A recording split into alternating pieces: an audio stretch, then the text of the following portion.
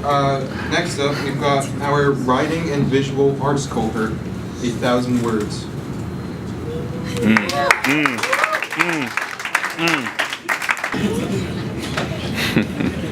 Hi guys, I'm Mimi.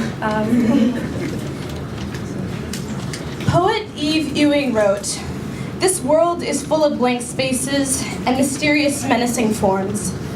These blank spaces are everywhere, resting in our palms, in the back of our throats, our eyes, and our minds. And rare are moments where we acknowledge these spaces. We've had a watershed experience, a sacred communion. Each of us have honored these spaces, inhabited them, embodied them, filling them with light, faith, pride, and love." In the beginning, when God created the heavens and the earth was a formless void, and darkness covered the face of the deep, while a wind from God swept over the face of the waters. Then God said, "Let there be light," and there was light. And God saw that the light was good, and God separated the light from the darkness. God called the light day, and the darkness night. And there was evening, and there was morning, the first day.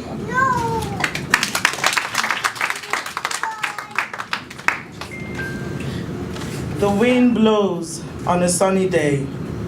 She moves quietly but strongly. Her touch is reassuring, comforting, and loving. She is invincible, yet visible. The trees sway and speak to the wind, saying, "Ahom Ginanya, I see you." The clouds move with the wind, saying, "I nunudo, I am in conjunto with you." When she moves, we all move, irrespective of our skin color or race.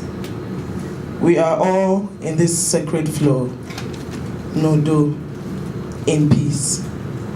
And in that moment, all of creation is one, in one sacred love. Ihunanya, Ashe.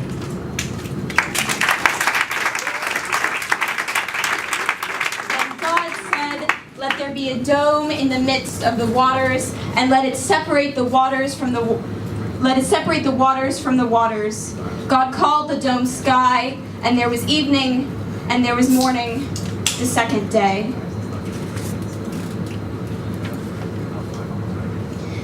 Reaching my hands to the sky, I've never felt so close to Holy Spirits. In exchanging laughs and silences, unspoken languages, our halos shine like 1,000 suns. Our energies are contagious, synergies electric. As I wind, twist, drop, and mist, I feel her. I am with her. I am one with the wind.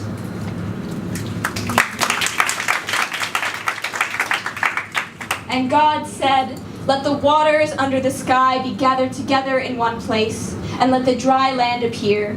Then God said, "Let the earth put forth vegetation, plants yielding seed, and fruit trees of every kind on earth that bear fruit with the seed in it." And there was evening, and there was morning, the third day.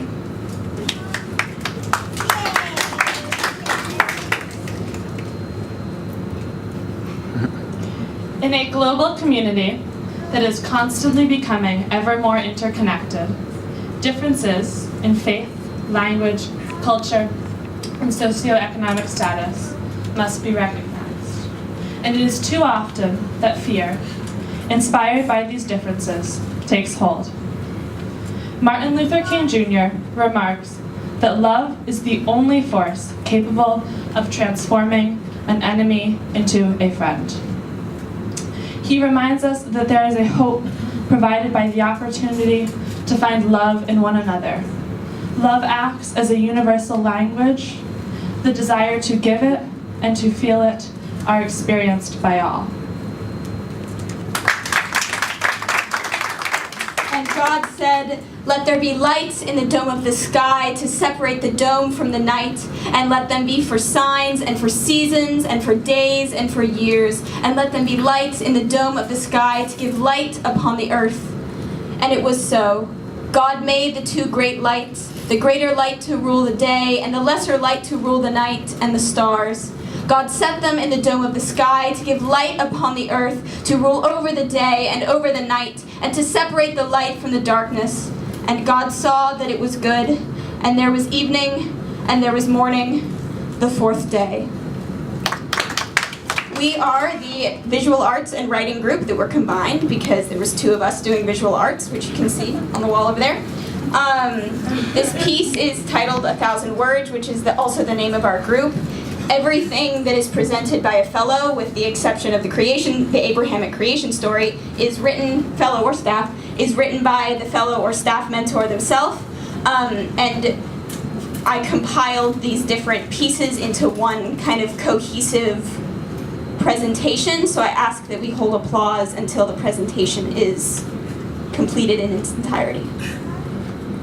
And God said, "Let the waters bring forth swarms of living creatures, and let birds fly above the earth and across the dome of the sky." So God created the great sea monsters and every living thing that moves of every kind with which the waters swarm, and every winged bird of every kind. And God saw that it was good. God blessed them, saying, "Be fruitful, fruitful and multiply, and fill the waters in the sea, and let the birds multiply on the earth." And there was evening, and there was morning, the fifth day. Love has taken many shapes out of me, added a new color in time to the way the world dawns. It's like this. Somewhere in Washington, a red bird stretches its wings. Here, the oak drops an acorn, and both sing something about God. But it isn't the same thing. It couldn't be pieced together. There's little use to teaching it. The bird and the oak are some small shuffles towards light, cycling through, taking death and growth hand in hand. And God said, "Let the earth bring forth living creatures of every kind, cattle and creeping things and wild animals of every kind." And God saw that it was good.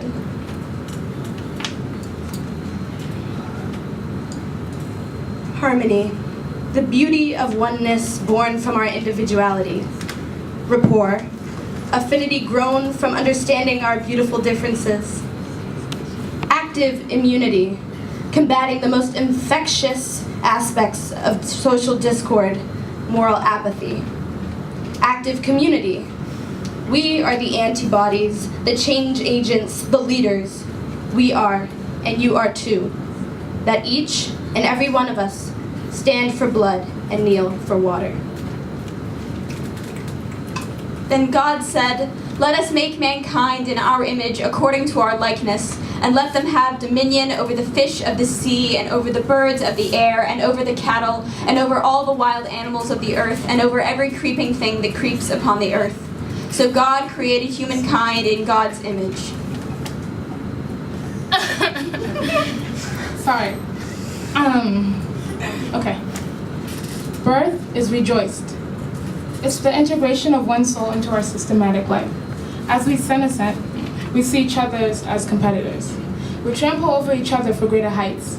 Our achievements put us in a state of euphoria, in which superiority feeds our greed.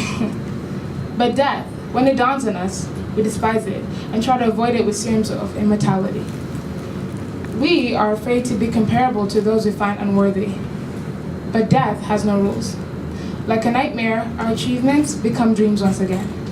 "You can't deceive me," death says. "As much as you claim to love life, I've seen your face off the screen." Death shades our makeup, and the humility is what we loathe. Our roots of ignorance are plucked from within us, and we are vulnerable. The world that we once held holds our bodies captive, but releases our souls from sorrow. God blessed them, and God said to them, "Be fruitful and multiply, and fill the earth and subdue it, and have dominion over the fish of the sea, and over the birds of the air, and over every living thing that moves upon the earth." God said, "See, I have given you every plant yielding seed that is upon the face of all the earth, and every tree with seed in its fruit, you shall have them for food. And to every beast of the earth, to every bird of the air, and to everything that creeps on the earth, everything that has the breath of life, I have given every green plant for food. And it was so. God saw everything that God had made, and indeed it was very good. And there was evening, and there was morning, the sixth day.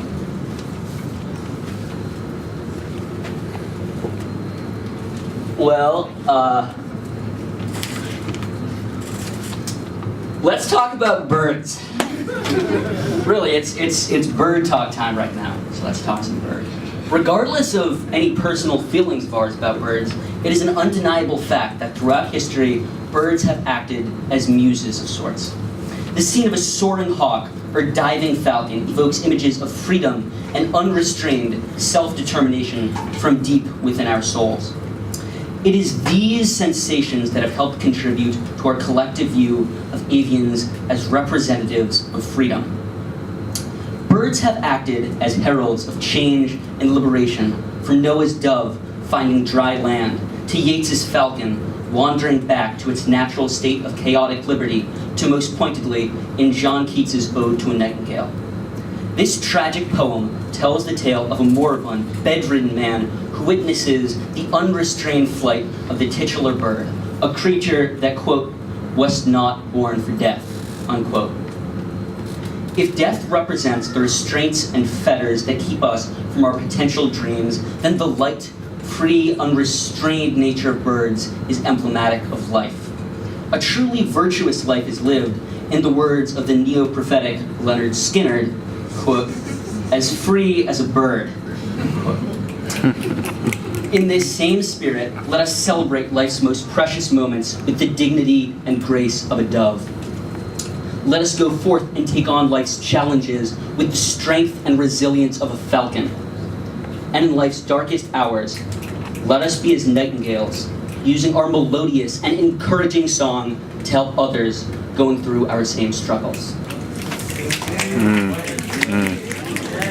Thus the heavens and the earth were finished, and all their multitude. And on the seventh day God finished the work that God had done, and rested on the seventh day from all the work that had been done. So God blessed the seventh day and hallowed it, because on it God rested from the work that God had done in creation. In my own Christian language, God, most simply and clearly defined, is love. I find the Holy Spirit in the love that works between us, and my faith serves as a model for how to continuously choose to seek out love in each of us, and, rather than let fear divide us, embrace each other and the differences that enrich our communities.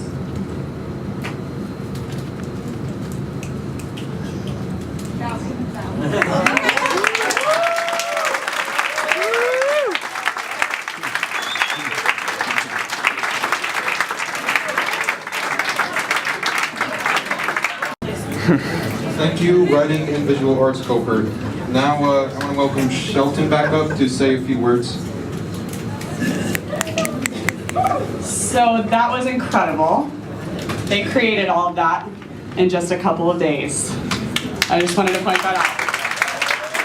And it was all led by them. They decided everything that they wanted to write and worked together and collaborated on teams. All right, I just wanted to direct your attention really quickly because sometimes visual art is missed in such a performance. And some of our group, Fatima, Mohammed, where's Mohammed? There you are, you're back there. Hey. Jenny, myself, a few others collaborated. Brita, where are you? Brita, collaborated on this visual art project. Before you go, take a close look. Our group is called 1,000 Words, and this picture is called 1,000 Constellations. It begins kind of with the earth and a theme of difference and solidarity, both that exist. And then it's a picture of the night sky.